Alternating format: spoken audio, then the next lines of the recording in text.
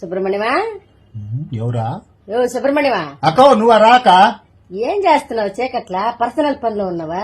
ఇప్పుడు పర్సనల్ పని మీద ఉందంటే మూడుంది మాక ఆంధ్రప్రదేశ్ లో. ఒరే అన్నం తింటున్నావు చీకట్లా? చీకట్లోనే తినాలి అన్నము.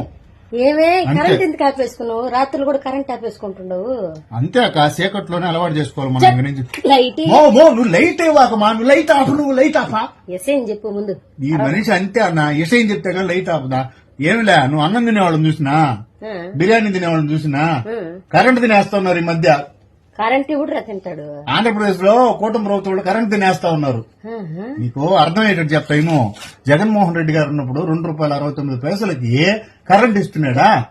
సెక్యూరిటీ ఒప్పందం చేసుకున్నాడా? ఎంఆర్ రాష్ట్రాన్ని తగలబెట్టేస్తున్నాడు, గందరగోళంగా విధ్వంసం చేసేస్తాడు, తీస్తున్నాడు అన్నారు కదా. ఇప్పుడు ₹4.70 కొంటా ఉన్నారు కరెంటు. ₹4.70 నువ్వు అందుకనే లైట్ ఆపమనింది నేను. దాని లేకపోతే ఇసురు ఇసురుకోనైనా పొనుకోవాలి మనం ఇప్పుడు. అందుకన్నా కరెంటు బిల్లు 200 వచ్చేది 700 వస్తుంది ఇప్పుడు. ఖచ్చితంగా అందుకనే కదా. అసలు జగన్మోహన్ రెడ్డి గారు కరెంటు బిల్లులు తగ్గించి మందు రేట్లు పెంచారు. ఈ కూటమి ప్రభుత్వం వాళ్ళు మందు రేట్లు తగ్గించి కరెంటు బిల్లు పెంచుతా ఉన్నారు. నువ్వు ఆపుతలే, నువ్వు అది కాలిపోతా ఉన్నది కడుపా. ఒరే కాసేపు అన్నం తినిందాక ₹70 ఎక్స్ట్రా పెరగదు. నీతో మాట్లాడేటప్పుడు నువ్వు ఇంటికి లైట్లు వేసి వచ్చినా నేను పోయిస్తుండు. నువ్వు ముందు ఆపుకోపోయి 6-7 ఫ్యాన్లు వేసి వచ్చి ఉంటుంది. మీరు కూడా లైట్లు ఆపేసేయండి అన్న, కరెంటు బిల్లు తగ్గదప్పుడా.